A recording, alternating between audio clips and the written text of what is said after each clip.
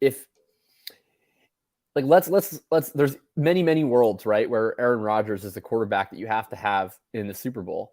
But I find it really hard to believe that there's a world where Aaron Rodgers is the quarterback you have to have in the Super Bowl, and then Devontae Adams isn't on the winning lineup. Like I just like how does Rodgers, like I can see worlds where Allen has a massive game and Diggs doesn't, right? He can run in a couple touchdowns. He can throw touchdowns to Knox, Beasley, Sanders. I mean, I don't think Stafford can really do it without Kupp, but I even think that's slightly more possible because at least they have, like, you could do the Van bomb for 80. You know, Odell gets a lot of red zone usage. I mean, Rodgers just locks onto Adams so much, and they don't have anybody else. Well, like, they don't have anybody else who's really capable. You have those weird games. Catch. You have those weird games where Aaron Jones can get you 3 touchdowns, 3 receiving touchdowns. Right. But then is Rodgers the highest scoring quarterback in the Super Bowl? Yeah, but what if you don't even have 2 quarterbacks in the Super Bowl, Right, but then if you're telling me Aaron Jones has 3 touchdowns, unless they're all receiving, I probably want the other quarterback. But he's done it before. So then, all right, so let me continue real quick. So I got Tyreek Hill, Aaron Rodgers. Oops, what the hell? And then I ended up going down. I got CeeDee Lamb as my first overall pick, and then I came back and I got Dak Prescott. So I paired the 2 it's beautiful. NFC quarterbacks because, I mean, there's very little chance that Dak Prescott faces Aaron Rodgers before the championship game, right? So then I have A.J. Dillon because I wanted to pair another running back up to make sure I wasn't left on running backs. Everybody established the run in round 6. Yeah, well, Zeke, that's just the round of running backs. Zeke almost made it to me. Zeke got picked 1 pick before I went. So I thought I was going to get Zeke with that lineup, but I didn't. I got A.J. Dillon, which I'm fine with. But then Clyde Edwards-Helaire slipped to the 7th round. He fell like 2 full rounds because I almost took him above Dak. Question, who would you rather have straight up, though? Clyde Edwards-Helaire or Darrell Williams? I don't have a preference, to be honest. Although they're both hurt now. So, like... Yeah, I don't have a preference, but I still want one of the running backs. Should we be drafting Derek Gore? Because both of them are injured right now. I love Derek Gore. I have Derek Gore in a couple of rounds, like super, super late. And then I got Cedric Wilson. Yeah. And then that's when I ended up finishing the draft with Hunter Renfrow. Like, this is the best roster I've drafted by far. I've got 3 of the highest scoring teams, right? I've got 3 of the most dynamic teams, and none of them have a chance of playing each other until the final 4 rounds, outside of Josh Jacobs and... Yeah, which who cares? You're not even relying on the Raiders anyway. If they win that's just to get me past the first round. That's to get me past the first round. You know what we should do before we even go live with the DFS show? Let's draft a mitten, right? Well, I know, but before we actually go into the DFS stuff, let's just draft a mitten right now. Let's do one together. All right, I'm down. We can do a mitten. And then name it with Jacob. So if this one wins us like $100,000 or whatever the prize money is, I get my share. All right, I'm down. Let's do it. The mitten 3. Yeah, let's do this. Yeah, I've got enough cash up there. We're good. Yeah, I've paid rent off this 3 times so far, and I still got $360 left. So I use my DFS, my DraftKings. Oh, that's awesome. I use my DraftKings account to pay for my phone bill, my electric bill, my water bill, all that other stuff. I use this to pay my rent because this is the one that I'm actually making the big bills on. So, and with Herzig, hey, look at this. Oh, Justin, can we talk some shit to him? Yeah, that's what I want to do. I want to talk shit to the Best Ball Mania champion, although technically not reigning any longer. Yeah. Oh, he's going down. Okay, well, I actually like that though. So everything, I love this draft right now because we have Herzig, obviously super sharp, and then we have 2 other shields in here. I mean, this is like a weird zone where I want to draft with sharp people because I want them to make rational decisions, which means, when we start stacking a team, I want them to stay the fuck away from our team and the vice versa. Anyway, who do you want to do 101? I like Hill 101. I'm fine with because they don't even have a bye and they're favored. I'm fine with the Adams thing. Honestly, I'm super fine with Adams. I'm a little sketched on Cobb. I feel like they could easily just lose in the first round, but I'm also fine with him that's too. A very, very good team over there. I don't have very many shares of Cooper Kupp. In fact, I've only gone first overall, very few. Let's do Kupp then. I want to take Kupp for fun. Yeah, let's do it. I'm fine with Herzig. I don't even know how to actually draft. Hit draft. Just star him at least, please, or whatever. He's first overall. That's the first overall pick. We're good. Yeah, but all you do is you click the arrow, and then you scroll down to where it says draft. Yeah, you click on the person, Oh, scroll down. Wait. oh, it's right there. Yeah, it would be Yeah, right yeah, there. there you go. Yeah. Okay, It's cool, actually cool. pretty easy to figure I've done it obviously on the phone. I just didn't realize that's the same way as out. Okay, so what's Stafford's ADP is like 24, right? So we're probably looking at him with the 4 or 5 turn. If we want to, I mean, this is a situation where if the certain players fall to us, like maybe if Derrick Henry falls to us at the in the late second or something along those lines, we can grab and go with the AFC quarterbacks instead of the NFC because, like we said, I mean, Cooper Kupp could be out. I might feel like building him on the weaker side of my lineups might be a better option. I'm okay with it either way. I think the only thing that we probably need to avoid now is we want to avoid Packers, right? Yeah, of course, because if they win, the only chance that the Packers, unless they face unless one of the weaker teams ends up winning. Yeah, which that's just a lower probability bet. But I'm fine with that. Yeah, if we do, he's got to be pissed. Yeah, that happens to me all the freaking time. Justin Herzig is now probably planning to go with a Dak Prescott stack, I'm guessing.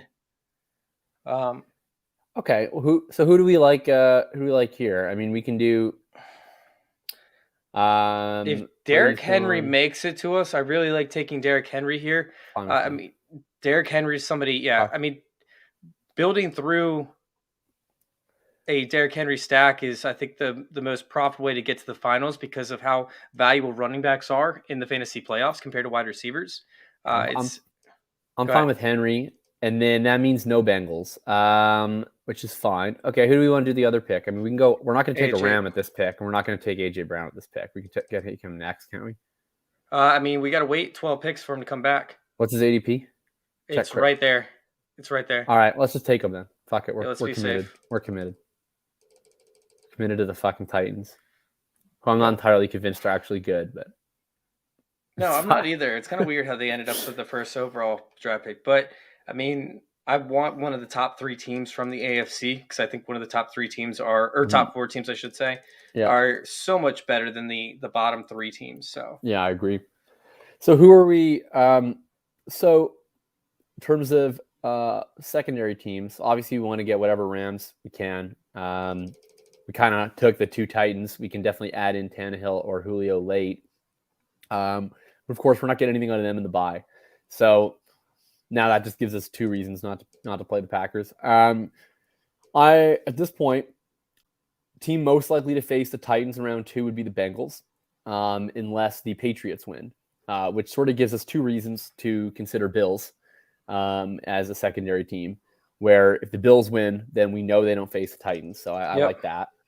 Devin Singletary is still on the board as of right now. And similarly, in the NFC, it doesn't really matter. I mean, the Rams win. They almost play the Packers. Well, I guess unless the Niners win. I like the Singletary for sure. I don't think he's going to make it all the way, but if he does, that'd be great. And then certainly Stafford, if he's there. I mean, I would certainly be interested in Stafford. Yeah, Justin Herzig has no reason to. Whoa.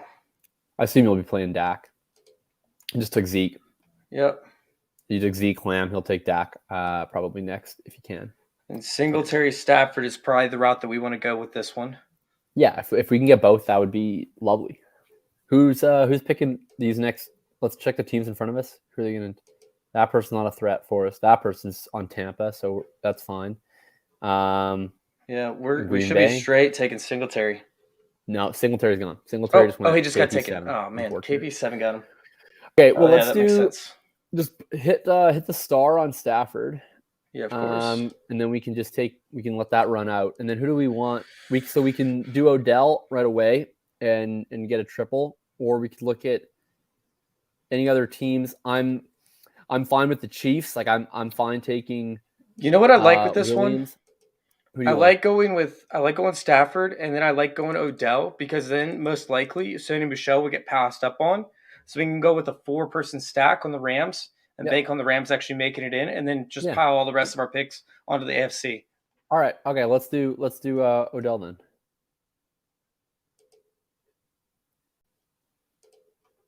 Here we go. Look at this. You can figure out how to draft now. I'm figuring it out on the desktop. Yeah. What can I say?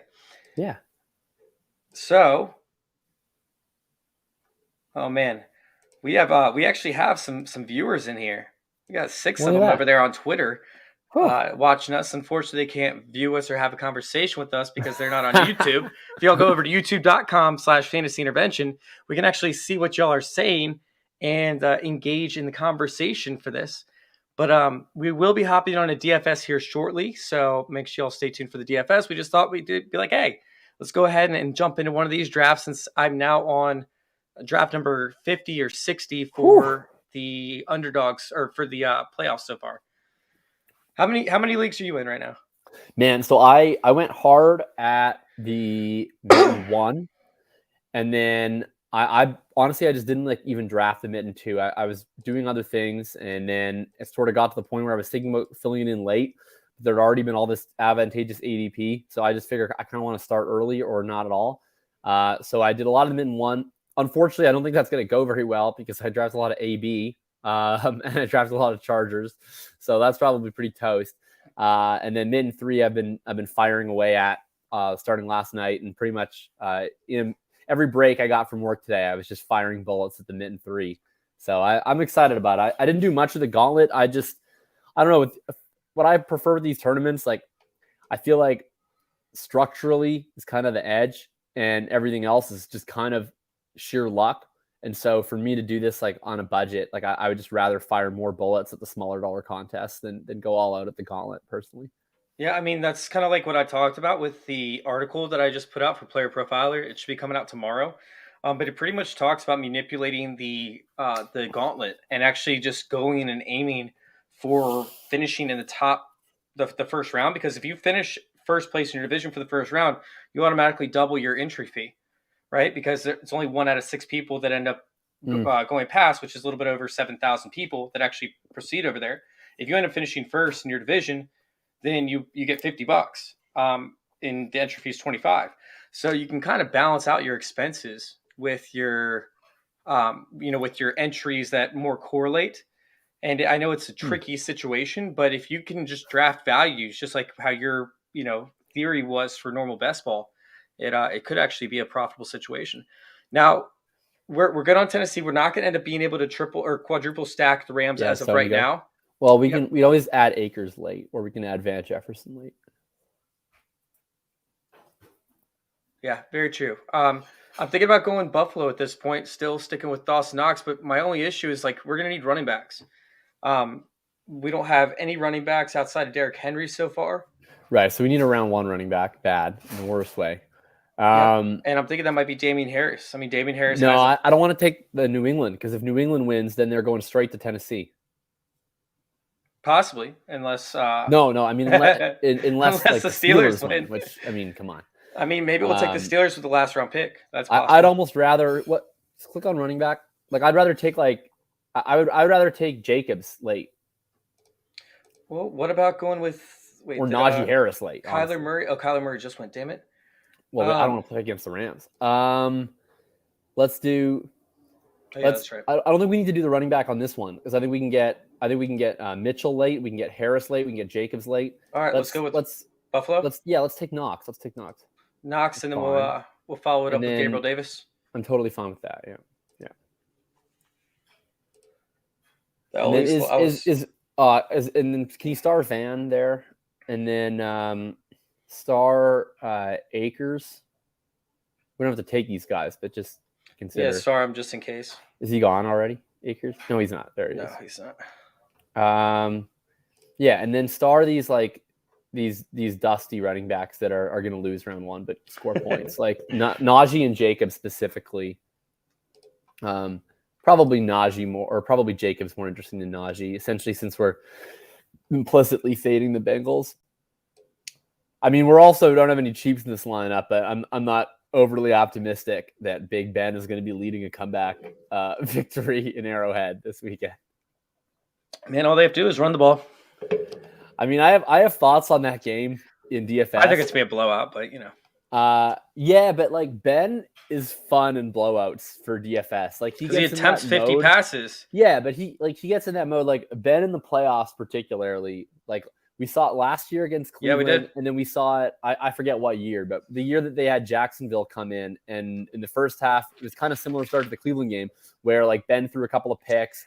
There were some fumbles. Jacksonville got way up, and then they were just like in that like weird Ben no huddle, like 5-yard mode the whole game. And like you get these Ben games where he has, 40 completions on 65 attempts for like 350 yards, 3 touchdowns, 3 picks, and it's like, I don't necessarily want to play Ben, but like that's the kind of game that gets you 25 DraftKings points out of Deontay Johnson without a touchdown. That's what gets you, 2 touchdowns to Freiermuth. That's Najee Harris catching 7 dump offs. Like he has these games where he's just.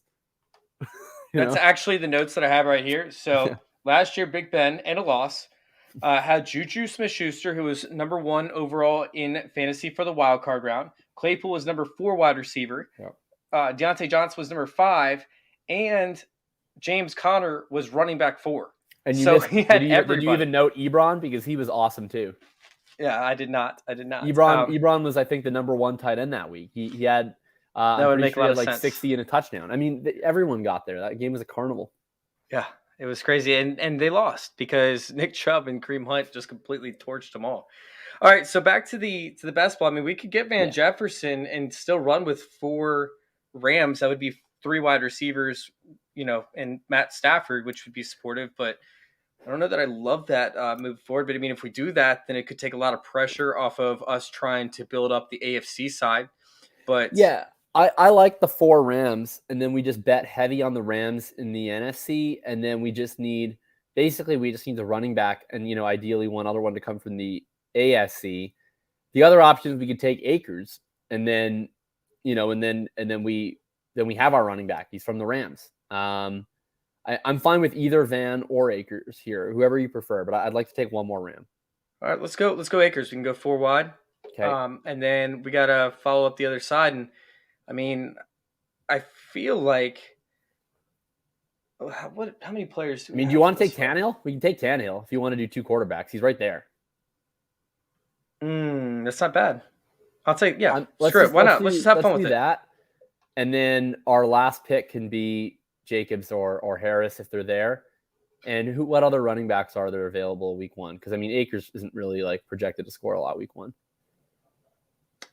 Dude, I love Najee Harris for week 1 up against the Chiefs. Yeah, I just mean if they're gone, that's all. Like, gotcha. Check the. I like Jacobs. I like Jacobs up against the Bengals to an extent. Well, I love both. I just mean if both are gone, that's all. Oh, gotcha. We have Ramondre Stevenson. He makes sense. Oh gosh. Okay. Well, we probably should have just taken Najee though. That's a little gross. We already took Henry, right? Okay, yeah, we did. Miles Sanders. Okay, star him. Miles Sanders is actually a good pickup against Tampa Bay. I mean, this is a run-heavy team. We saw what happened. We're going to talk about this because I cannot wait to talk about this matchup. But we saw what happened when they unleashed Miles Sanders in the second half up against the Buccaneers. Is Levante David going to be healthy for this game? I have not seen an update on his injury. Their rush defense, because there's 2 levels to the Tampa rush D, and there's the inside rush D with Vita Vea, and that's going to be there. But where Sanders is most effective is not really as a between the tackles runner. I mean, you get him in space, you get him with wheels, and you run him on sweeps and things to the outside. That's where he can make a lot happen. And if they're missing David, then I'm a little bit less scared of the Tampa run D, because I think that they would be down at the level that's the largest factor for him. I'm not seeing anything on the updated status of Levante David, which makes me think that he most likely will not play, or they're just trying to keep it hush right now. And he will play. So I'm kind of split on that. Yeah, I don't know. Because he went on IR the same week that Leonard Fournette did, so he's certainly eligible to play. But it's looking like Miles Sanders might be our week 1 running back, though. That's fine. I'm all right with that. Yeah, I'll take it. It's not the first time I've taken him in. I mean, we still have Akers, and Akers is live to cash a touchdown or something like that. You just like Cam Akers. Yeah, I do like Cam Akers, but I think he's an interesting pick because I think that. No, I also like Sony Michel's like my most drafted running back in these tournaments. We are up, so let's lock in Miles Sanders. I think that Sony is like my most drafted running back. I'm a little bit less in on the Rams now than I was prior. I mean, I really, really liked the Rams a lot when it looked like they were going to get the 2 seed. They shit the bed pretty bad against San Fran, and going down to the 4 seed is quite unfortunate. That basically changes their round 2 matchup. Well, it means that they actually have to play a real team in round 1 in the Cardinals, right? If they had won that game, they would have gotten the Saints in week 1. So that's basically a bye, right? And then you'd have round 2 would be probably home to Cowboys, would have been, or home to Bucks, something like that. Either way, I'd prefer that to being at Green Bay. So I've soured on them a little bit, but still, I mean, just from a strictly fantasy perspective, if the Rams win 2+ games, we know what McVay wants to do. We know they tend to go with just one running back, and I expect that to be Sony Michel. But I mean, Akers worked in, and I think, I don't think that they would have made such a point to get Akers those touches if they didn't have a plan for him in the postseason. Henderson's not going to be playing at all. So I think that Akers is pretty live to work in. And we know with the Rams that if they decide they want to play Akers, it's probably not going to be 50-50. It's going to be either they're just going to bench Sony Michel into the universe and then play Akers. I don't expect it to happen, but I think it's possible. And for a late round pick, I think it's interesting. Are you ready to hop into this DFS? Hell yeah. Episode? Let's do the nip. All right, let's do the nip. The nip. I'm excited for this one because this is my favorite slate in the entire world outside of Thanksgiving, where we actually have a very consolidated set of matchups. On Saturday, we have a set, and on Sunday, we have a set. And I'm actually putting up my second article of the week on Player Profiler for the Saturday matchups. And then my third piece of the week will be on Sunday's matchups. And when I was sitting here trying to break down, exactly what matchups I wanted to target for this, I was, for Saturday, let's start out with, I'm like, dude, I don't really want to go in too many different directions. Yeah. I feel like there was, there's a line that you can draw typically. Sorry, can I stop you for 1 second quick? Yeah, go ahead. Yeah. When are you planning to play more of the small slates, like the 2-game slates and the 4-game slate, or are you planning to play mostly the full 6-game slate?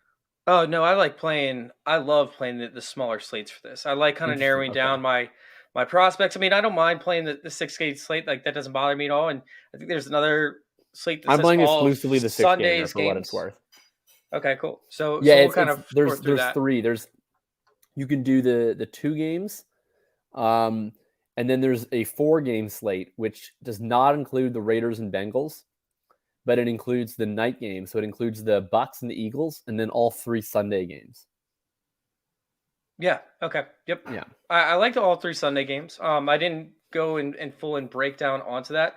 I just have pretty much the 2 primary slates. So, I mean, we can dive into that third one as we talk about it. But let's go into the Saturday slate real quick. Yeah. And I just want to talk about that game or those 2 games consolidated essentially into, one slate.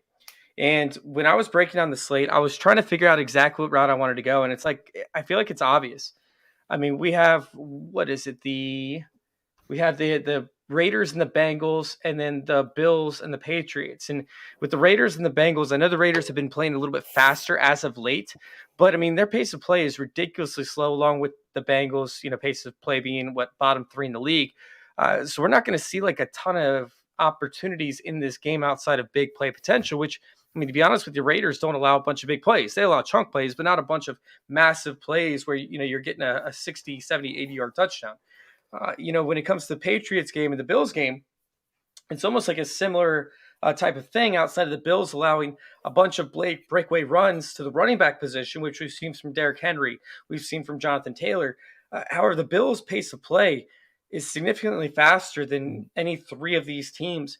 And I feel like that's where we're going to see a lot more scoring than what the over-under is actually projecting, because we're seeing a 49.5 over-under for the Raiders and the Bengals. Mm-hmm. Meanwhile, the Patriots and Bills are 42.5.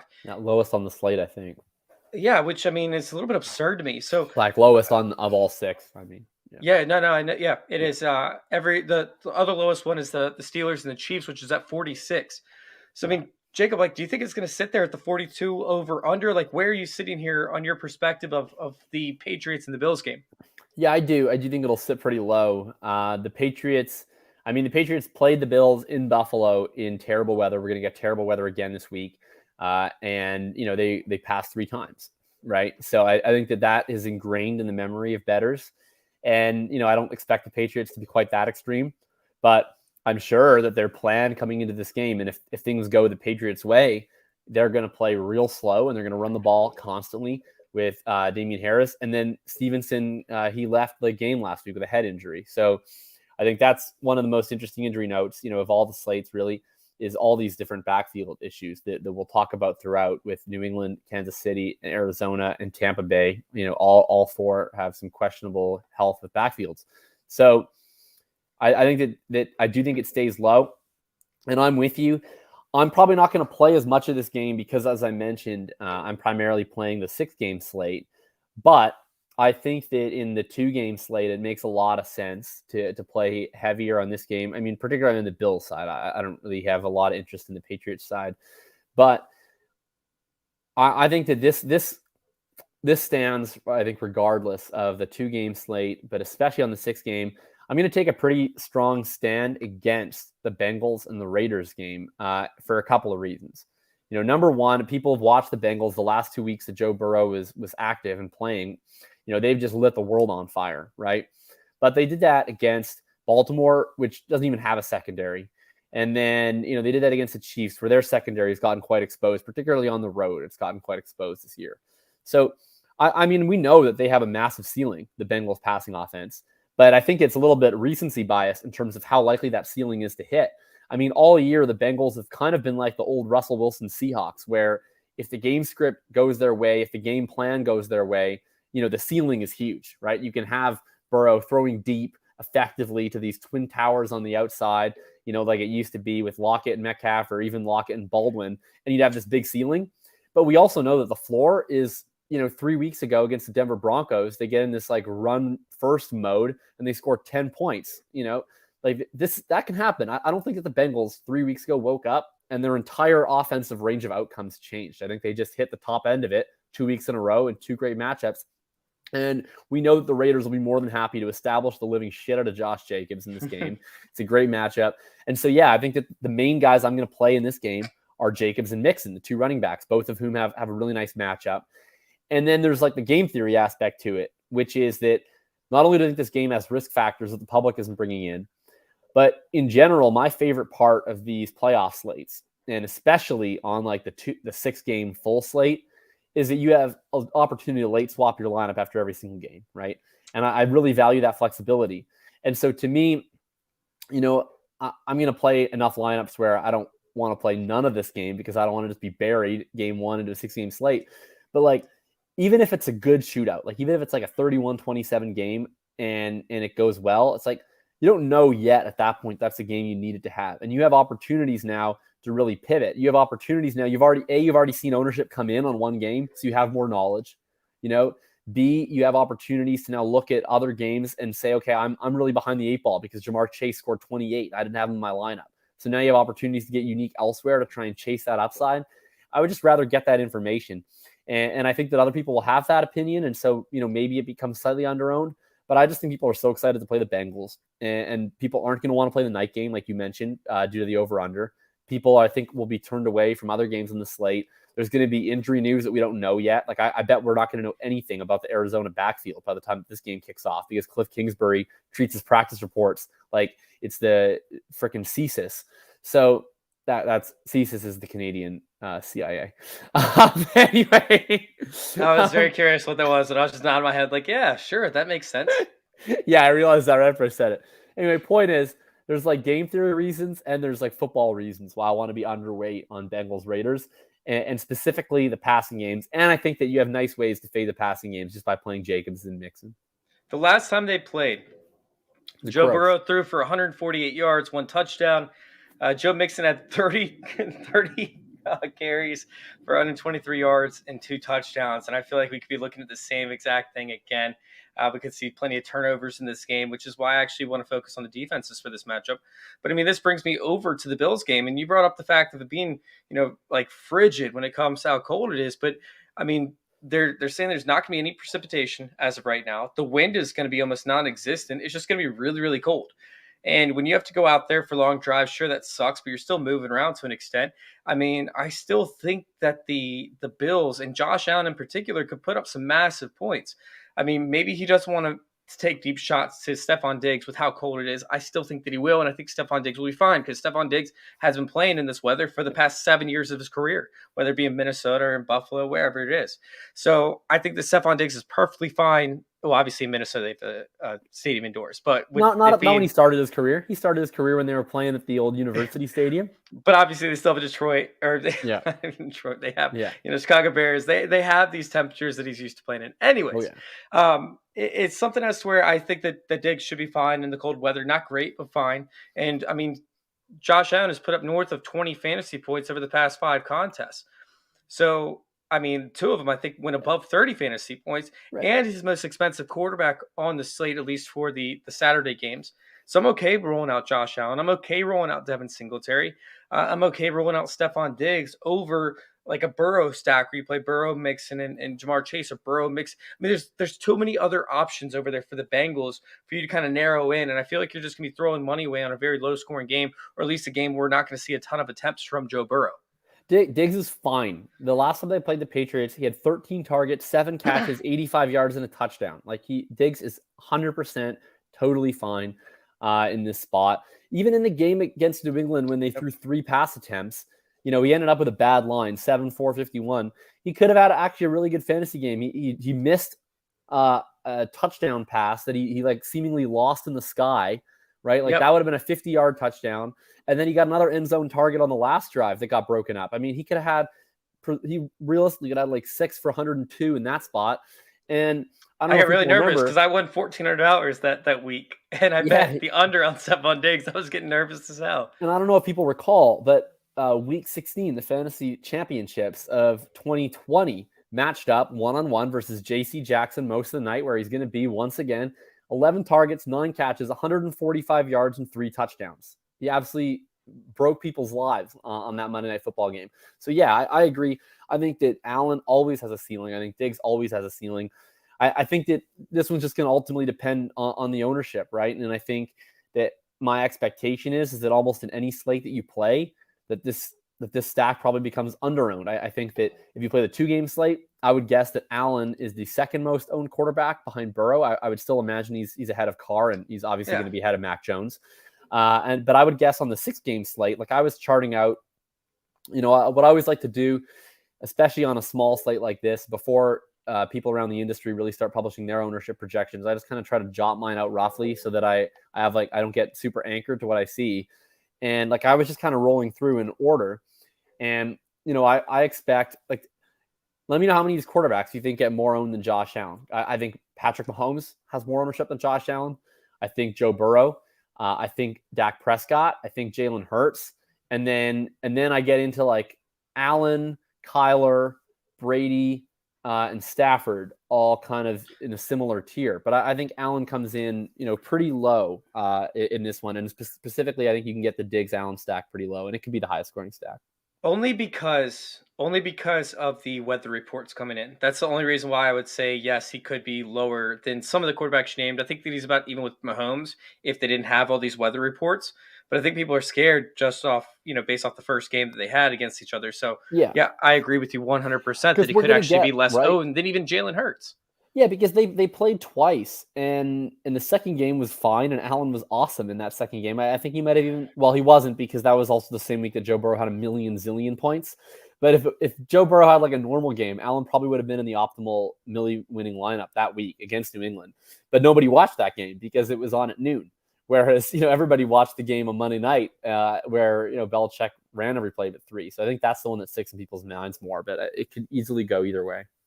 All right, so we have our meat and potatoes, obviously, for this matchup. And it was kind of funny. I was building some lineups earlier today, and I realized, like, hey, you can actually get in Josh Allen, Stephon Diggs, Damian Harris, and Joe Mixon all into the same DFS lineup. And it's not – I mean, it's expensive, but it's not prohibitive, right? And I want Mixon because he could see 20 rushing attempts like we talked about. I want Damian Harris because of his breakaway run ability. We talked about Stevenson's head injury.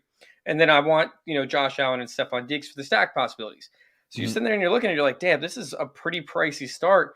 But when you go into the second tier of guys for the Saturday slate, it's actually relatively like cheap. Like, I mean, you still have guys like Joe Burrow, of course, T. Higgins, other guys across the lineups. But I mean, you fall off the map essentially after that first tier of players down to like the $4,500 range. So I have a few guys in this $4,500 range, or up to $5,500 or so, that I think are worth playing. And I'm going to start out with one that you probably did not think that I was going to attack first, and that's Zay Jones. I don't hate it. Zay Jones over the past, let's see, what is this, 7 games, right? 6 games. Yeah. He's seen at least 5 targets. No, in the past 7 games. He's seen at least 5 targets in each of the past 7 games. And in 6 of them, he has at least 7 targets. I mean, the dude is literally just getting peppered with targets over and over again. And now they're not the greatest targets. Like when we think of Zay Jones, we're thinking down the field, deep ball attempts, yada, yada. And although he is doing very well with his average depth of target, he's not seen a ton of targets over 20 yards. He's just seen that intermediate route tree over and over and over again. Same route tree we thought we'd probably see from Bryan Edwards. So he's not giving you a ton of touchdowns. He's not giving you red zone targets. However, I believe it was either this week or the week before that, he did see like 120 yards receiving, kind of exploded to an extent, and he's at least getting the targets. And I know, Jacob, you love targets. So give me your thoughts on Zay Jones. Yeah, I like Zay Jones more on the 2-game slate. I mean, because there's less players, but just in general, like I always want to go with these high ADOT players on the 2-game slate. I mean, we saw it with Deshaun Jackson, who seems like he's been kind of phased out. Yeah, but it's kind of bad. I mean, we saw with Deshaun Jackson on the Thanksgiving slate, right, where you shrink the games down, where there's less options, and all of a sudden, you get these high ADOT wide receivers, and if you happen to catch 1 40-yard touchdown, you're probably in the optimal lineup, right? Like that's kind of all it takes. You get out to a normal 12-game DFS slate. I'm not playing these Zay Jones types because even if you do get 3 catches for 70 yards and a touchdown, it's like, okay, I played this shitty player and I got a good result, and I'm still not even sure that's actually going to make the optimal lineup. But you can be pretty sure you're going to get that in these tiny little 2-game slates. In the 6th game, it's interesting. I don't know. I'm not like max multi-entering or anything. I'm playing 10 lineups. I certainly have no idea yet exactly who's going to be in them. I doubt I get the Zay Jones in mind, but if I was playing just a 2-gamer, I'd probably almost certainly have some Zay Jones. Well, I will bring up the fact that Cincinnati, right, has allowed the 29th most explosive passing plays that went over 20 yards in the air. Mm-hmm. And Zay Jones does have that profile as to where he could be that guy. Like he's playing the Nelson Aguilar role, but it just took him longer to get there. Like last year, Nelson Aguilar for the Raiders was somebody that we saw give us 20-plus fantasy points in multiple different weeks. We saw it again from Zay Jones, I believe it was 2 weeks ago. Zay Jones is filling into this role, and Derek Carr's starting to really trust him. I mean, right. we saw him talk about it, I think it was like week 2, right? Where Derek Carr's like, Zay Jones, he's learning, he's going to get there, and he's going to be the guy in this offense. And that's what's happening now at the tail end of the season. So we're seeing Nelson Aguilar-like production, where it is hit or miss, but he can still get you 7 receptions for 60 yards, 80 yards, somewhere in that range, and a touchdown. I mean, that's some big-time production for a guy that's, around 4,100, I believe, or 4,300. Yeah. And I'm fine with, you know what, I'll even retract this. I'm actually kind of okay with Zay, even in the 6-game slate, especially if you're stacking this game, because, what I always want to look for in these games is you want to play players that are going to help the stack get there, right? And the Raiders have a lot of players that frankly don't.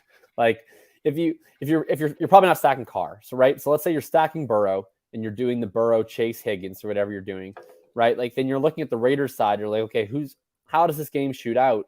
And not only do you need the Raiders to score, but as you said, they play really slow, so you need them to score fast. And they're not going to do that the way, right? Like the Bills can score fast in a 12-play drive, right? Because they play at such a blitzkrieg pace. Yes. Raiders don't. So you really need shot plays from them. And Zay Jones is the guy who's going to be most likely to deliver a shot play. Renfro with his like 6-yard ADOT, he's not helping the game shoot out. Jacobs is like the opposite of that, right? Like I don't want to play Jacobs in my Bengal stacks. I want to play Jacobs and like the Raiders defense and then log out, right? So I mean, like if Josh Jacobs is the highest scoring running back on this slate, like the Burrow stacks aren't getting there. They're not. Like if Josh Jacobs has 30 carries for 150 yards, like, okay, I guess if the game goes into overtime, like the Chargers game did. But in most circumstances, if this is like a grind it out, gross Josh Jacobs game, like then the Bengals aren't getting there. That's a great point. But Zay Jones, like if Zay Jones catches a 50-yard touchdown pass, now Burrow's right back on the field, right? So that's, and I also just like the idea of if you get a really low owned play in one of these Saturday games that actually pops. Right, like I talked about this on the Thanksgiving slate, where I think it was Josh Reynolds who had a big game in the early Thanksgiving slate, and it's like if you had Josh Reynolds, awesome. Now you can lock in. I think it was like the Prescott was by far the most owned quarterback at slate. Prescott and Allen, and it's like okay, if you hit Josh Reynolds at 2% owned, then now you can lock in way more chalky lineups, right? So, and it's kind of the same thing. You can get a Zay Jones, and he happens to go 4 for 80 and a touchdown. Like now you don't really have to worry about ownership as much. Now, I do want to bring in Devin Singletary into this. Devin Singletary has been productive up against some bad rushing defenses. But if it is a bad or a cold weather game, right? I feel like Devin Singletary could offer some upside. He's been seeing carries inside the red zone as of late. He's been getting those touches. And is someone that, hey, you're probably going to need a touchdown from in order to see some fantasy relevance, but he could offer that. I mean, is there a chance that they do exactly what they did in the last matchup where they just let Devin Singletary have his way inside the red zone because they're so afraid of Josh Allen scoring?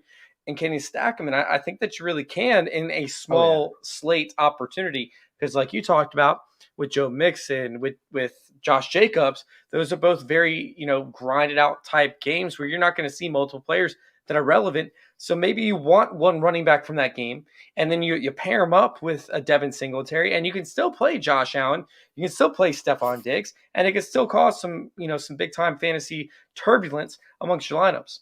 Yeah, I'm curious to see what Singletary comes in at ownership-wise. I think he ended up being the highest-owned running back on last slate. I honestly didn't play the Week 18 slate, but he was really up there. I crushed the 18 slate. I love it. I can't do the 18 slate. I don't have the energy for it. I cannot play that slate. But look, anyway, Singletary. I mean, he's going to project awesome because the last month he's been a total workhorse back, and he's a workhorse back that gets passing down work. So.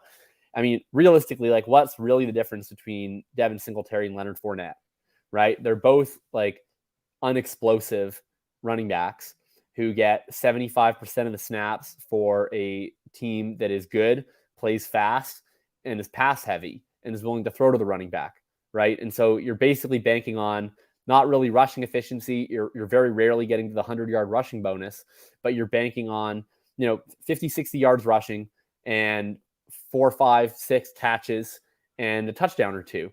And it's a nice roll. So I'm interested to see, if Leonard Fournette is like going to be double the ownership of Singletary, I'd rather just play Singletary. I think they're honestly like the exact same, except that the matchup's a little nicer for Fournette. But at least Singletary's healthy. If Fournette's coming back off an injury. So I'm into Singletary depending on ownership. If he gets like really high owned, then probably not, because I think like Mixon is going to be possibly under-owned for him having I think clearly the highest ceiling of anyone on the slate outside of maybe Fournette.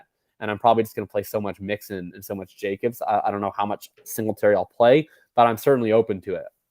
So for this slate, right, the Saturday slate, the tight end position's tricky, and you can go with Darren Waller, who saw 8 targets, only had 2 receptions on them. That should change as they slowly get on the same pace, but essentially you have to make a decision whether you want to have your flyers at this point be at the wide receiver position or be in the flex spot or at the tight end position.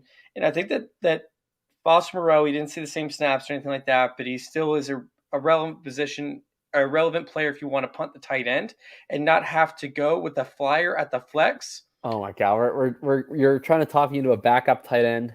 I'm punting on a Saturday slate. I'm punting the tight end position because I don't want to play. Oh yeah, okay, it's a 2-game slate. All right, fine. Because we have Darren Waller, we have Hunter Henry, we have Dawson Knox, I'd rather we play have Uzomah. Uzomah is the guy I'd want to play. Yeah, it just depends. I mean, as to how your lineup, goes out. Like, I don't want to play Uzomah if I'm playing Jamar Chase and Higgins, but if I'm playing the opposite side, and I guess what I'm saying is I would really like to play Uzomah because I want to be under on Chase and under on Higgins. So I leverages. think like I would like to play a lot of Mixon, and I'd like to play a lot of Uzama. Like if I'm building my 2-game lineup, and if I could only build one, like when I'm saying if I was to play the 2-game slate, I'm not going to play that slate. But if I was to play that slate, I would build like 20 lineups or whatever.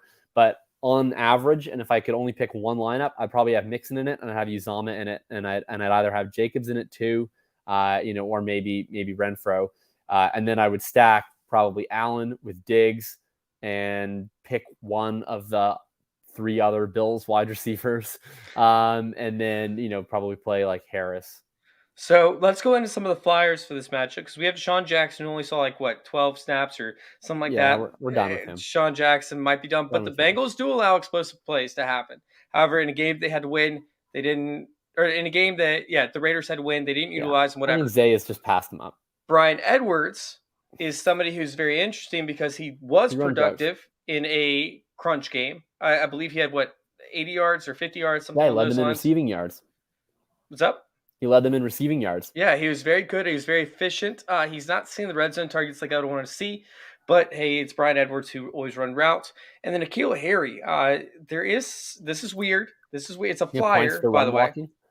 It's something where N'Keal Harry was running routes the last time they played. And it's because of the fact that the Bills are terrible at defending wide receivers that actually have size. In this game, N'Keal Harry was targeted like 6 or 8 times.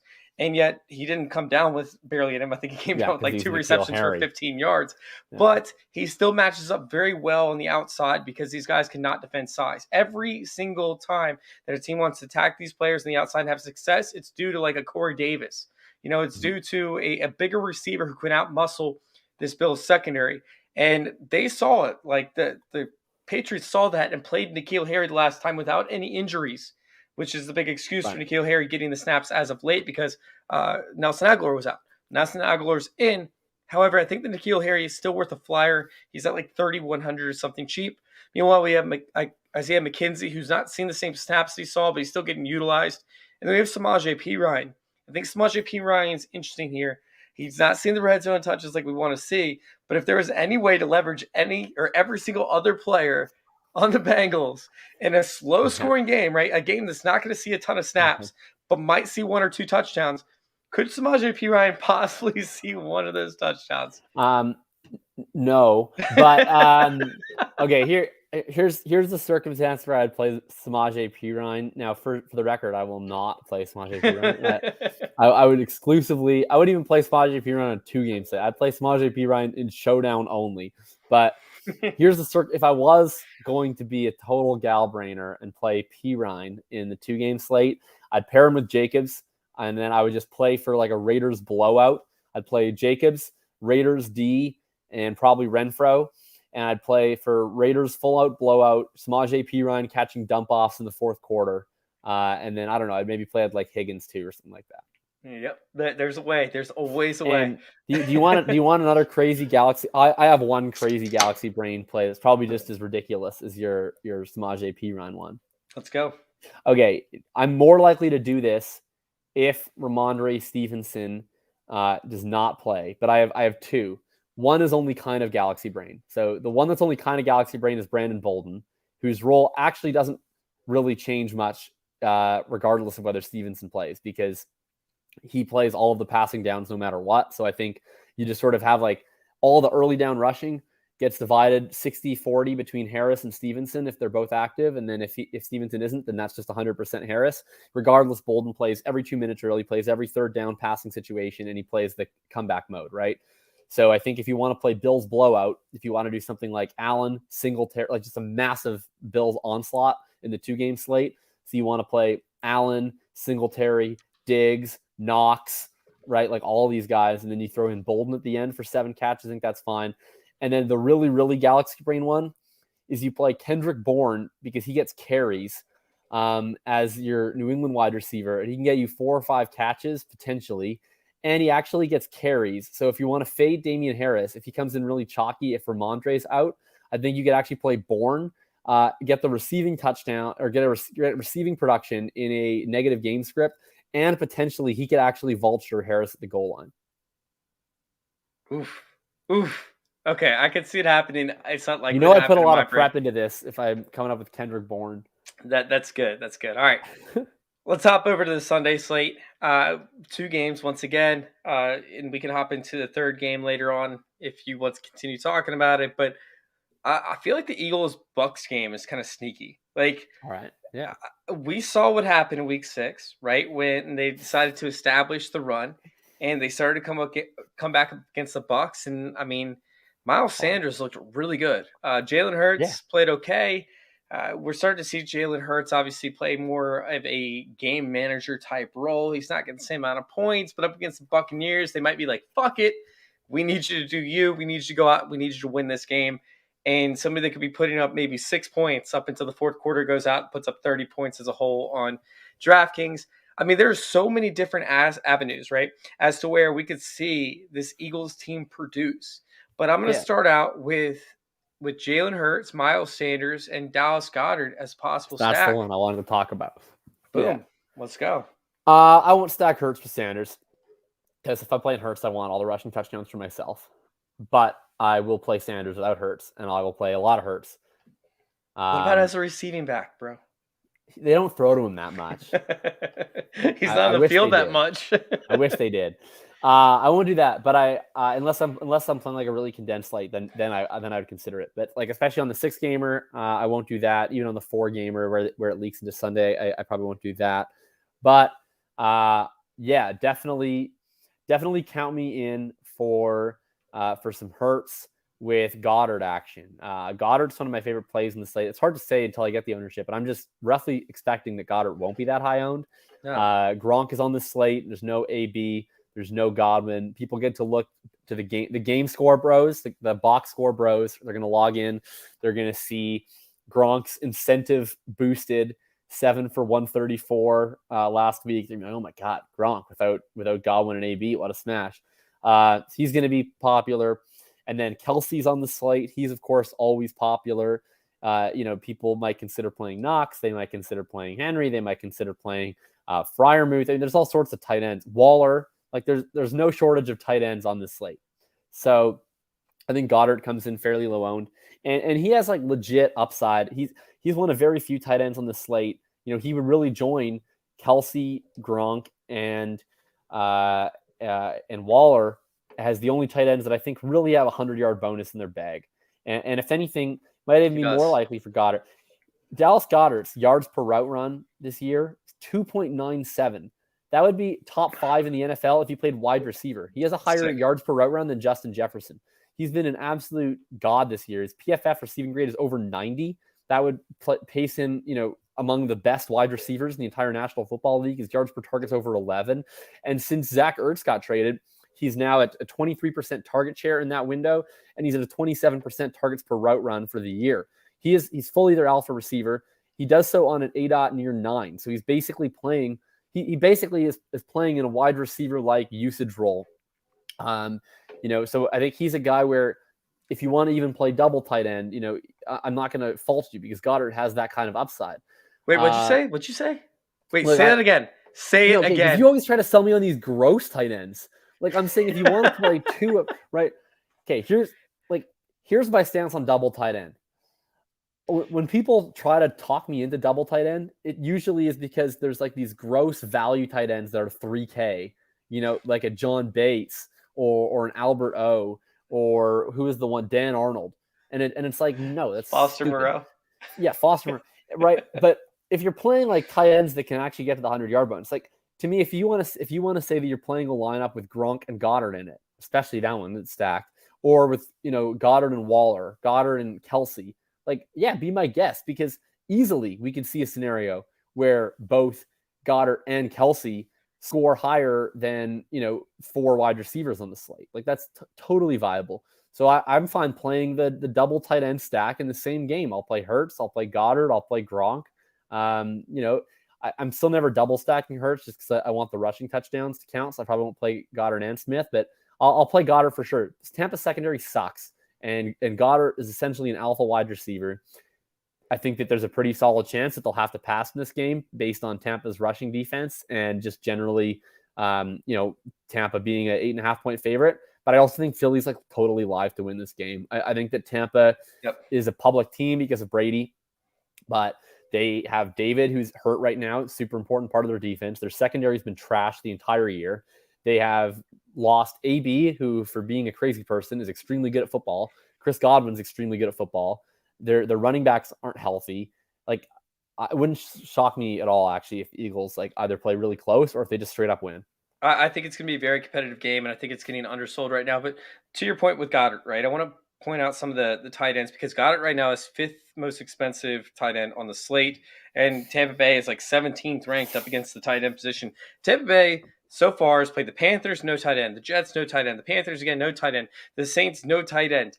The Bills, yeah, sure. They have Dawson Knox, who also put up, 7 and a touchdown on him. Yeah, he crushed them. 6, he absolutely destroyed him. The Falcons, sure, you can call, Kyle Pitts a tight end. He doesn't play tight end, though. Yeah. Yeah, he doesn't play tight end, so I don't really care about that. The Colts, no tight end. The Giants, no tight end. Football team, no tight end at the time. The Saints, no tight end. And Jack Doyle murdered them. Jack Doyle did. And Jack Doyle straight murdered the Buccaneers. So did Cole Kmet, I believe, which yes, Cole Kmet's whatever. Yeah. They played the Eagles the last time, and Goddard did not play. However, Zach Ertz went 4 for 29 and a touchdown on him. Yeah, he's like fantasy points. Old Ertz. Yeah. Gesicki did well up against him. Not great, but the Patriots tight ends destroyed him. The Rams did well up against them. They haven't played any tight ends this year, and yet they're still 17th ranked. The Tampa Bay Buccaneers are one of the worst teams up against good tight ends in the NFL, and I think that they're going to get absolutely destroyed by Dallas Goedert. Now, just to add to it, I'm somebody that wants to sprinkle Devonta Smith on there. I don't want to go heavy on Devonta Smith, but oh my God, Sean Murphy-Bunting is one of the worst slot cornerbacks in the entire league. Sean Murphy-Bunting over the past 5 games is giving up more yards in the slot than any other cornerback is giving up on the outside for the Tampa Bay Buccaneers in man-to-man coverage. Quez Watkins, who has been playing a little bit on the outside as of late because Devonta Smith didn't play the whole game, but he normally plays the slot, should absolutely destroy Sean Murphy-Bunting with the speed. Give him wheel routes, right? Give him, quick hitches. I think that Quez Watkins, I don't want to play him in every single lineup, but I think he's a good, very good dart throw as somebody that you want to play in this lineup that should see plenty of targets from Jalen Hurts up close to the line of scrimmage and deep. And I think he's going to end up shaking Sean Murphy-Bunting, whether it's with the ball in his hands or without in this matchup. What do you think about Quez Watkins? Yeah, I'm into Quez in 2 scenarios only. If I'm playing the shortened slate, so a 2-game or a 4-game, something, and certainly showdown, of course, then I'm definitely into Quez. 6-game, I will consider Quez for salary savings in Hurts stacks, because I think that the Hurts Smith Goddard gets like a little bit too pricey, considering you probably want a Hurts rushing touchdown in the mix. But if you play Quez, it's almost like you're stacking kind of 1.5, right? It's like you only need one guy, right? If you play Hurts, Goddard, Quez, then you need Goddard to have the big game. You don't necessarily need Quez to have the big game. You just need to have him.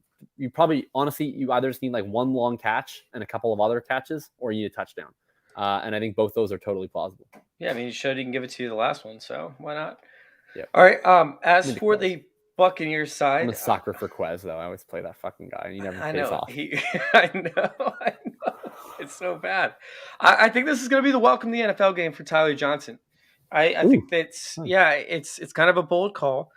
Darius Slay does well on the outside and should handle Mike Evans. I think they're going to end up using double coverage on him. They struggle immensely in the slot. I mean, this is something where the Philadelphia Eagles, they bleed up against slot wide receivers. And I think with the concentration on Gronk, it's going to make it where Tyler Johnson has to be left one-on-one over the middle, playing the Chris Godwin role over and over and over again. I could see him with 10-plus targets this week, probably 7-plus receptions, 60 to 80 yards in that range, and a touchdown in this matchup. I love Tyler Johnson in this matchup. I want to be playing him everywhere. Yeah, I agree on Johnson, and I'd love to talk a little bit about the Niners, the Bucks, wide receivers in terms of how they've been deployed. There's been a lot of randomness because all their wide receivers have missed time at different points, and we've seen all these different wide receivers pop up and pop out. I think a lot of people are kind of just throwing their hands in the air, confused. I think we got a pretty clear picture the last couple of weeks of what's going on. So basically, when they opened the game last week, for the first couple drives, It was clearly Evans, of course, playing the X wide receiver role. It was Grayson, who was playing the every down Z role. And then it was Johnson mixing in the slot. And so basically what that was, when they were at full health, you had Evans playing an every down role at X. Then you had Godwin playing Z in 2 wide receiver sets, and then moving inside in 3 wide receiver sets with AB playing Z in 3 wide receiver sets only. Okay. Then when they moved away from that, they made both outside wide receivers or every down wide receivers, and it was Evans and Grayson. And Johnson was playing slot only, so they were acting a little bit more traditionally. But Grayson pulled a hamstring injury early in that game. I don't know if he's going to be available, but usually hamstrings are not. At that point, Tyler Johnson basically played what the old Goblin role was, which is in 3 wide receiver sets, he plays slot. In 2 wide receiver sets, he plays Z. And then Brashad Perryman was coming in to play what the AB role was, which is Z only in 3 wide receiver sets. So that's how I would break it down based on what we saw out of their alignment in the Carolina game. And that would be my best bet for what to expect if we get no Cyril Grayson for this game, which would be Johnson playing every route and playing about 70% of them in the slot, Evans playing every route outside, and then Perriman running about 70% of those routes all outside. Now, I still like Perryman for this matchup. I don't love it, but I think that Perryman is somebody that could break off a big one. I mean, the Eagles haven't allowed very many deep passes at all this year to be completed. Part of the reason is they haven't really, teams haven't had to pass on them significantly. But, I mean, and also their schedule has been very bad up against deep receivers. But, I mean, is Perryman somebody that you actually want to roll out and that you have any faith in playing? Faith, God, no. Want to roll out? Heck yes. Kind of the same thing I said about, like a Zay Jones. Like, I want guys like, I'm probably not playing Perriman as a one-off. Like most of these guys that are these like high variance, probably going to get 3 targets type wide receivers. I'm mostly just playing in stacks, right? Like I'm not going to play. So if I'm playing, a Hurt stack, then I might play Quez Watkins. If I'm playing a Brady stack, I might play Brashad Perriman. But I would consider vice versa, right? Like if I'm stacking this game either side, I'd consider Brashad Perriman because we know what Perriman is. He's going to be a wind sprinter. He's going to run 30 routes in this game. He's probably going to get targeted on 3 of them. All 3 of those targets are probably going to be 30 yards down the field, right? So if he happens to catch one and they go for a touchdown, then he gets his points and you put the other offense right back on the field and you get Brady his points and everybody wins. So yeah, I'll play these guys in stacks. Pretty much every single one of these, like 10 to 15% target share, low, high ADOT, low target share players I will be playing, but probably only playing in stacks or as bringbacks. All of them are just like poor man's Van Jeffersons, basically.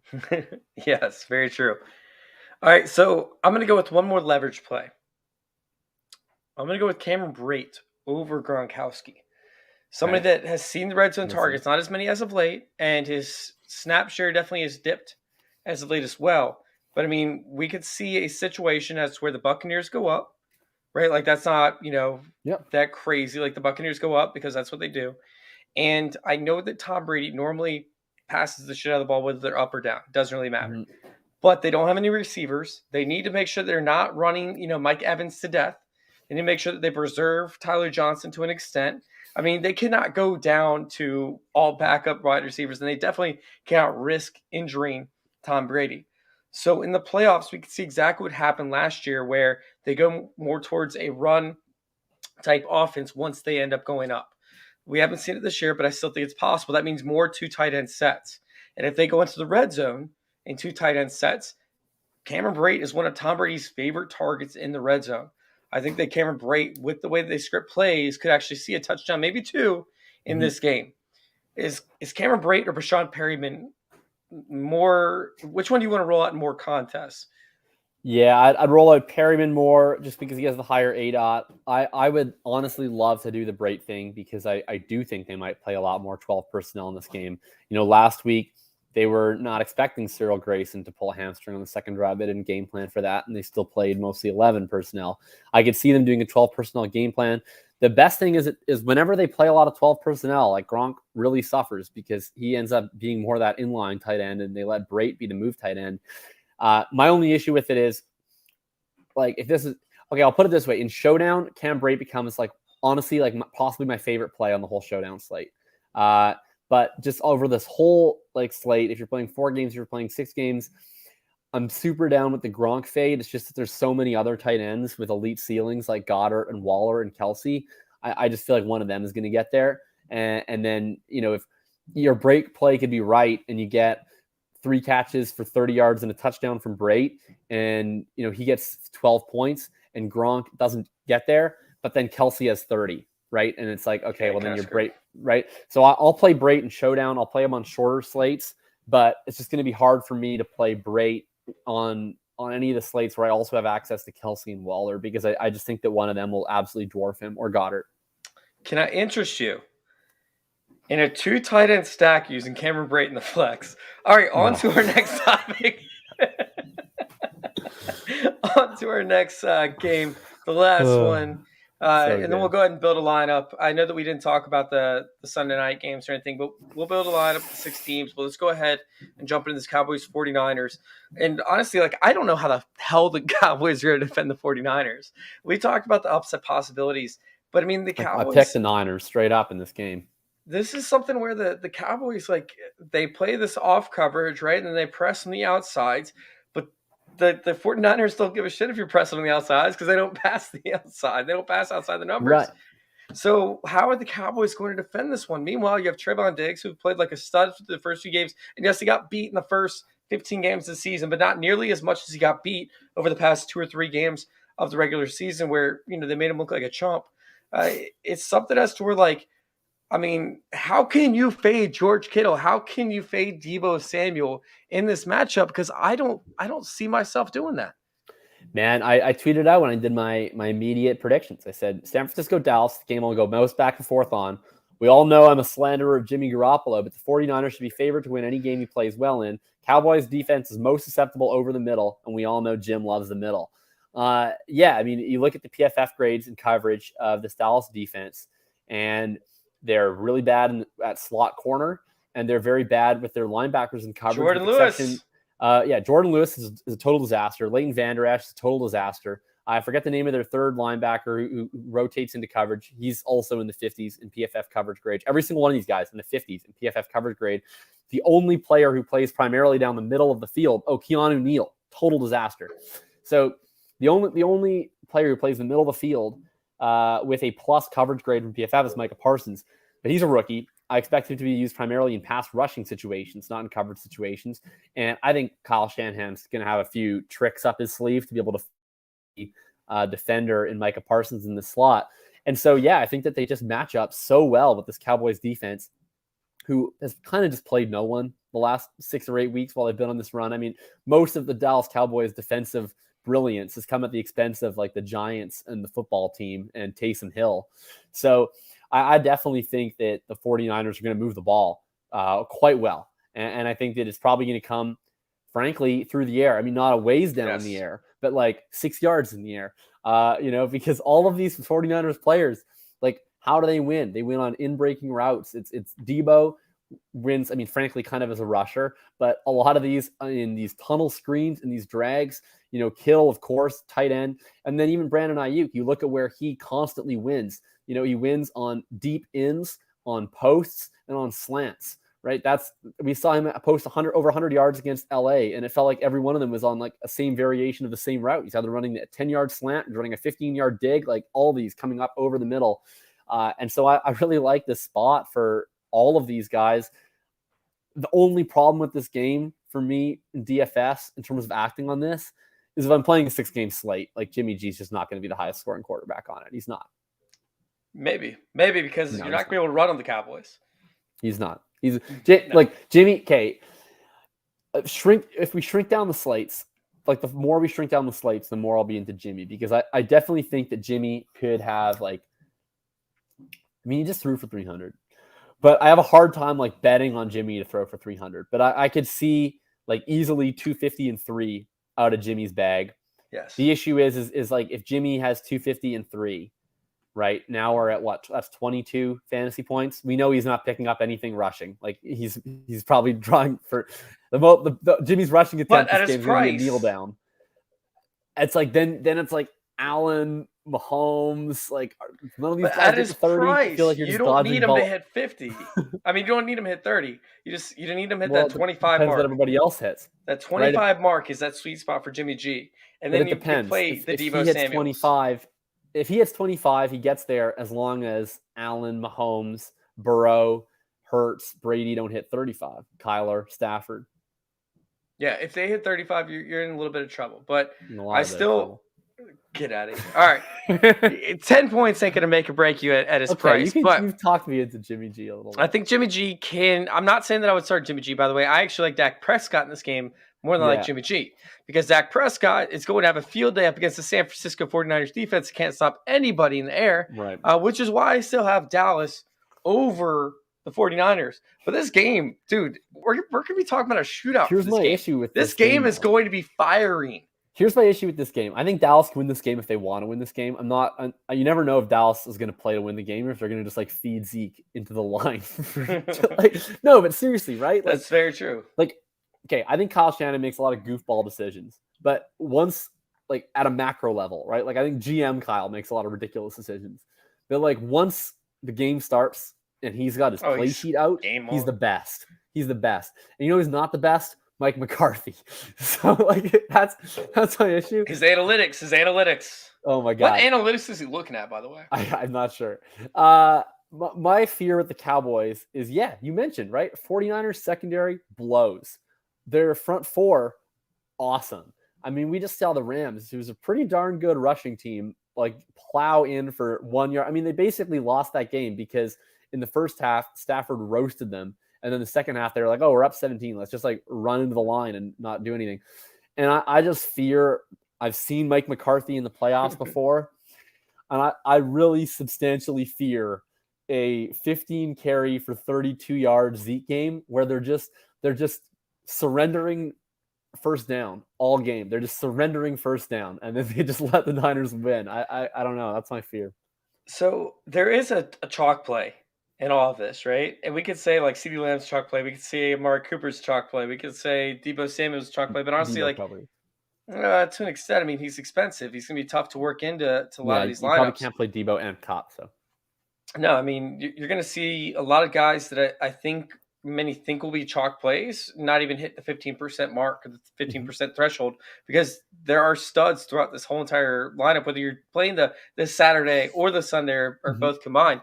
And there's one guy that keeps on ending up in almost every single one of my lineups that I build. And I don't know what's happening. I'm like, why does this keep happening? I have one too that I'm ashamed of. I hope it's the same guy. Who's yours? I just can't stop clicking Amari Cooper. Okay, I like Amari Cooper, but there is a chalk play throughout this whole entire slate that everybody's going to be on. Everybody. Okay. Cedric Wilson. Amari is the anti-chalk. But yes, that's why I'm not playing Cedric Wilson. Cedric Wilson is the chalk. Not going to be chalk. He has to be chalk. What's his price? It's like 40, 41, 42. I'll tell you what, I hope he's chalk because I cannot wait to play 0 Cedric Wilson. Oh my gosh. He is somebody that is all right. Every single lineup that I've built, he's the third wide receiver because he fits in. Let me tell you why real quick. He's sitting there at 44. Okay. So I go through and I build my lineups and I'm sitting there with very minimal opportunities left, whether it's the flex position or the wide receiver position. And I have, I have Peyton Barber at 4,400. I have Kenny Gainwell at 4,400. I have Kendrick Bourne at 4,500. I have, Jordan Howard at 43. I've got Zay Jones, who's the other guy I'm pivoting off of, which made me think of him earlier, at 42. Pat Freiermuth at 42. Tyler Higbee at 41. I mean, you're talking about the third wide receiver on the Cowboys, who are the highest scoring team in the NFL. They're wide receiver-wise, I don't think there's anybody around them. Let me actually go back to my DraftKings thing real quick and click on wide receiver. At 4,400, yeah, I mean, there's nobody. Gabriel Davis is one. We have a Bills guy. Yes, that's possible. Play dusty ass Manny Sanders. But when you look at it, right, and you see all these red, and you see the questionable tags, you see all this other stuff, I'm telling you that normal people that play this are going to end up gravitating towards Cedric Wilson. Oh, I agree. I'm not talking about what you should do. I'm talking about what everybody else is going to do. When you see Cedric Wilson right next to Zay Jones, you don't think about Zay Jones' targets for the average player. You see Cedric Wilson, you're like, he's been going off. He's the third wide receiver of the Cowboys. You see Cole Beasley. Cole Beasley's been terrible over the past 4 or 5 weeks. Emmanuel Sanders has been non-existent. Right? Tyler Johnson is in nobody's mind. The average player for DFS is going to go with Cedric Wilson almost every single time. And I think that Cedric Wilson, outside of the quarterback position, will have the highest ownership of any player on the entire slate. I don't think that's going to happen. I think like Cooper Kupp is on the slate, but I do think he's going to be popular. I don't know how popular. If I had to like guess right now on the 6-game slate, I say he comes in the 15 to 20% range. And I mean, I've never been more excited for anything but to play 0 Cedric Wilson. I mean, holy, do I want to not play this guy? Here's Cedric Wilson's stats in the weeks that Michael Gallup was not in the lineup, which was a lot of weeks this year. He went 2 for 20, 2 for 17 and a touchdown, 2 for 30 and a touchdown, 1 for 35, 4 for 42, 3 for 84 and a touchdown. The one broken coverage against Minnesota. Still 3 targets that game. 2 for 28. And then 4 for 36. Like, he's had all of these opportunities. Gallup missed half the season. People forget that. And he was I know they do. But I'm saying he was awful. He was playable in one of those games, the 3 for 84 and 1, in which he got a 70-yard touchdown off a broken coverage, which frankly, that's just as likely to happen to like any Jamoke that plays snaps. Now he, of course, last week, oh my God, 5 for 119 and 2. I mean, he hit like the efficiency jackpot. People are, you're totally right. The people he's a Dammy Amendola. You're totally right. You're totally right. People are going to click this guy's name. But like, if you look at what he did over the full sample while he was running as the number 3, he is no different than any of these other guys. He's no different than Zay Jones. He's no different than Tyler Johnson. He's no different than, he's like way worse than Van Jefferson. He's no different than a whole bunch of these guys. And I totally agree that he's going to get played. He's no different than frickin' Anton Wesley. But yes, he's going to get played in the spot, and he's going to get played too much. And I'm sure he's going to catch 4 for 100 and a touchdown. And I'm going to be so angry about it. But I think he's the fishiest play on the slate. All right, you ready to build up a lineup? We're going to do your 6-game slate. A lot. I'll play like Lamb and Cooper, but I think Cooper people especially hate. People have eternal hope for CeeDee Lamb, even though CeeDee Lamb and Amari Cooper have both been equally depressing. But for some reason, people like have fully like put Cooper in the coffin.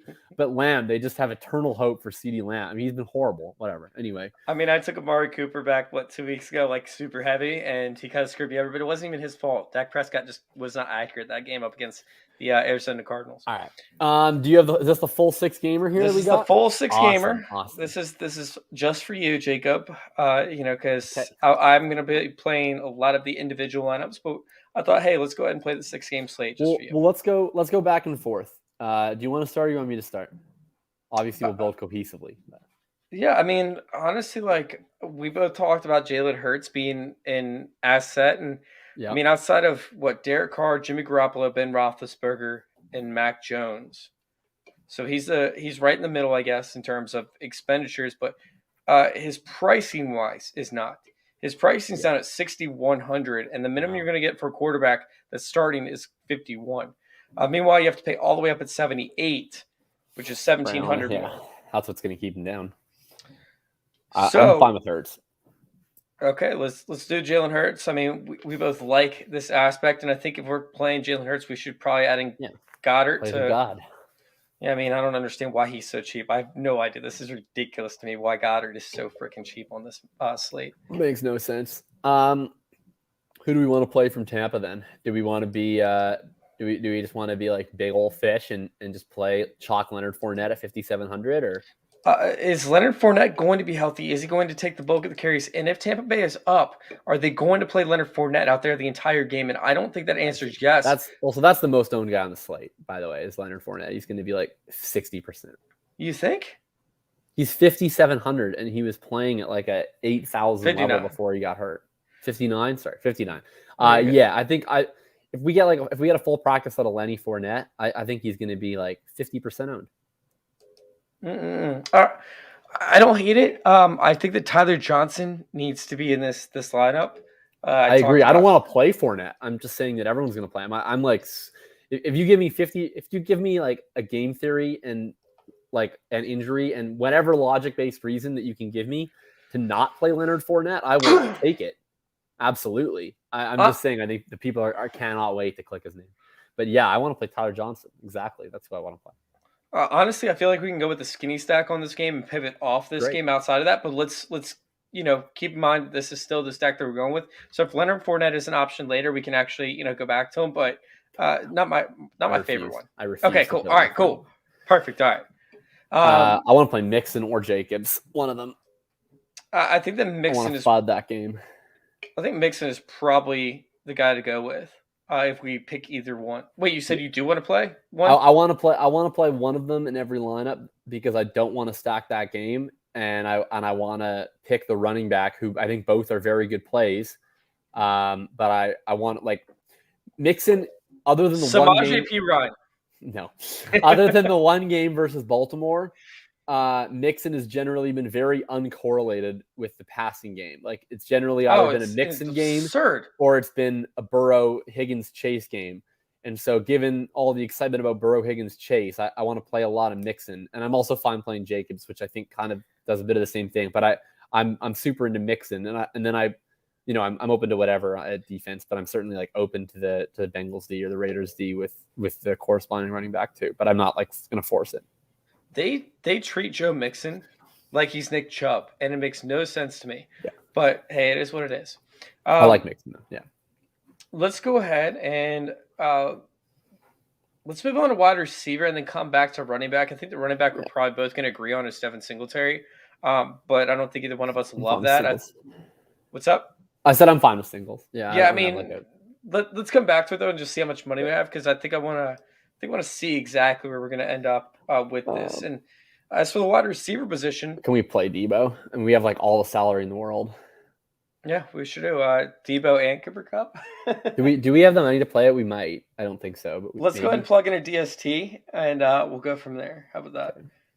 Okay. I have no strong take here about DST. Like I'd kind of like to play a DST against a popular quarterback that I'm not playing. So, I'm certainly not going to play the Steelers DST. I'm pretty open to playing Pats DST.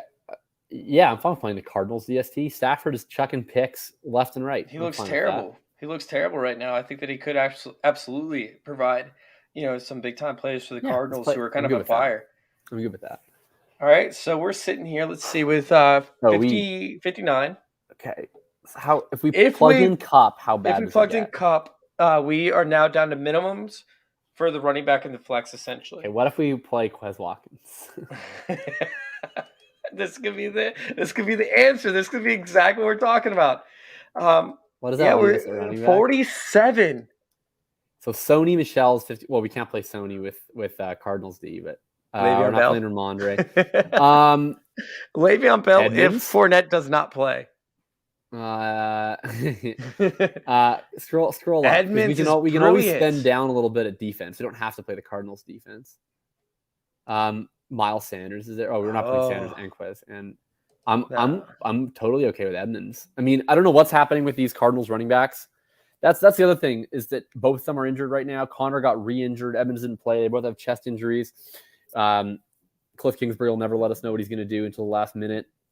I think you want to keep a running back slot open for that game because I think that on the off chance that we get either Connor or Edmonds with the backfield to themselves, then they instantly become a fantastic play. Javion Hawkins. I think this is actually Sims.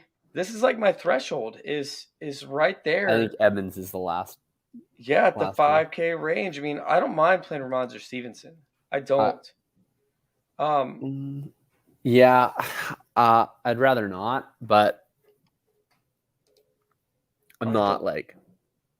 I don't mind it. We're talking about a cold weather game, right?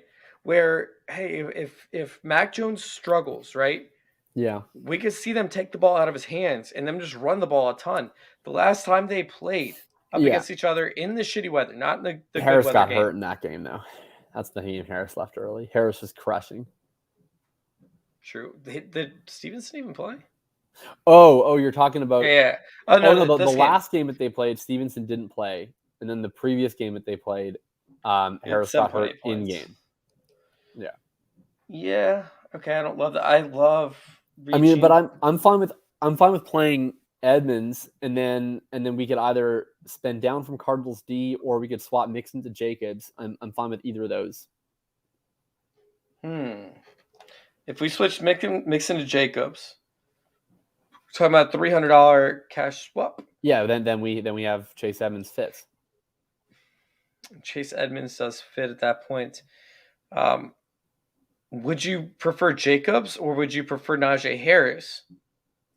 Jacobs, I think. I like Deontay Johnson in that game. We didn't get a chance to talk a lot about that game, but I really like Deontay Johnson in that game. I'm not super into Najee in that game. They're not winning that game via the run. They're going to get absolutely boat raced, and Najee can get there with checkdowns. But I just think if we're playing the checkdown game, I'd kind of just rather play it with Deontay, especially because there are just other running backs that I think are more interesting from a leverage perspective. Like in a short slate like this, I like to kind of use my running back slots to cancel out opposing or correlated passing games. So like I want to use Jacobs or Mixon as a way to sort of like X out that game. Like I want to sort of use them as like a way to diminish the Burrow stack. Makes sense. No one's playing Ben. And I don't think that, I mean, yeah, like I guess theoretically you can play Najee to sort of suppress the Mahomes stack. If you think the Steelers can control the game with Najee, I guess I just like don't think that they can do that. So I think that they're going to get absolutely crapped on in Arrowhead, and then I think that they're going to have to throw a million times. And so yeah, maybe Najee catches 8 checkdowns. I think if Najee catches 8 checkdowns, then Deontay Johnson catches 13 passes. So I'd rather just play Deontay Johnson. Yeah, I like it. I don't hate it. I think this is a good lineup overall. I think this is a fun one too. This is a fun one to play. All right, let's go ahead and lock this one in. I'm going to go ahead and press submit lineup. Boom, good to go. And we'll see how we do.